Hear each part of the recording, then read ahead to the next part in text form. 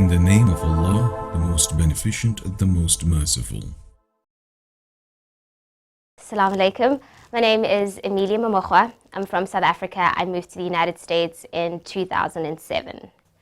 I was always intrigued. I've been living here for 4 years, and there was something missing. I just didn't know what it was, and I just started going to the mosque. And I was there every Friday, but I still had questions. There wasn't anybody in the mosque to answer my questions, because obviously everybody comes to Jummah prayer, and after that some people have to rush back to work. So I didn't really know who I can talk to. So I started doing some research, watching videos, and then I was looking for dawah centers close to my area, and I came across the Y Islam Center. So I came in here and I had a nice long conversation with the sister, and then I took my Shahada. And ever since then, Y Islam has been really helpful. They offer Arabic classes online, so you don't have to come in every day. If you have a really busy schedule, you can just log in. And they also offer start beginners classes for new Muslims, which has been really helpful. And they have it's like a family, because when I found out that my father had passed away, I actually called this place first, and I came here and I spoke with the lady upstairs. So they've been really helpful. I feel like a new person. It's definitely, my life has changed a lot, which has been good. I obviously pray, and that's been very, very helpful.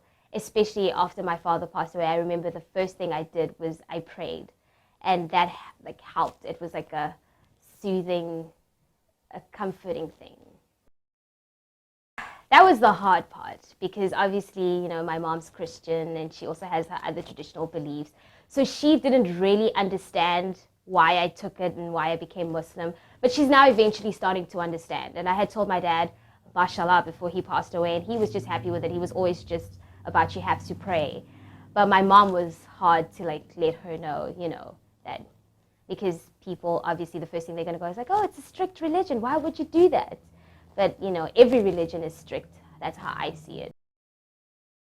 I think the challenges that I faced after taking Shahada was, I was always a little bit, how can I say, not confident when I'm saying the Surah Al-Fatiha, when you're doing the Salah and you're praying, because you're oh my goodness, am I saying these words correctly? And then am I getting distracted? I hope it's, correct. So those are the problems, pronouncing the words correctly and making sure everything is the right way is one of the problems that I've faced.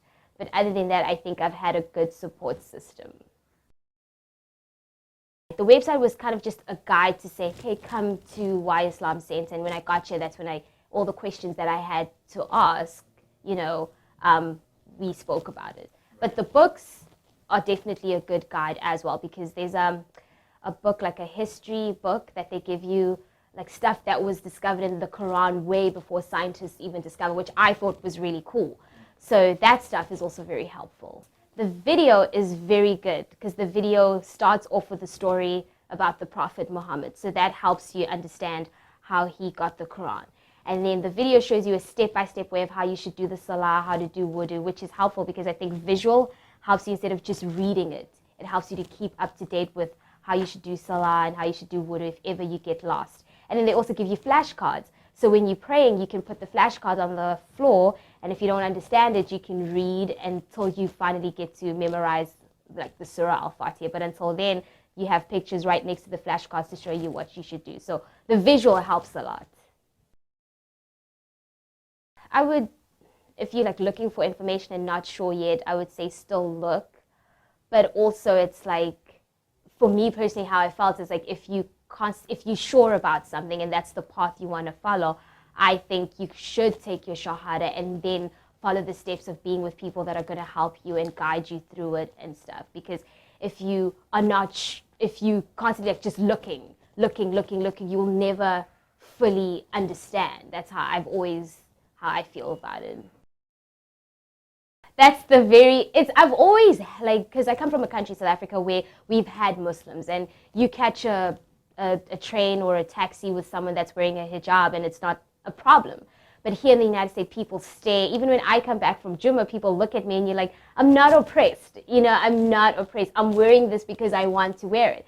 After taking my Shahada, though, then I noticed that, oh my goodness, a lot more things are happening that is not, that is not right, that I feel is not right. I think everybody has the right to practice their religion. But I mean, in America, I feel for some reason they don't give us Muslims enough freedom to practice our religion. It's like you always have, you like just constantly, oh my God, am I going to get stopped at the airport? Am I going to get stopped at this place? So it just makes you feel a little bit like worried.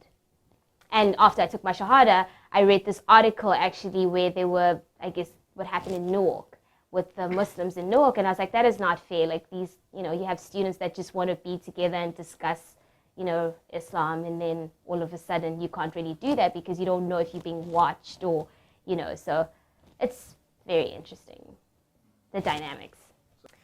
My response is that I think people have misinterpreted Islam, because the more I study about it, it's the more I see that it actually is a peaceful religion.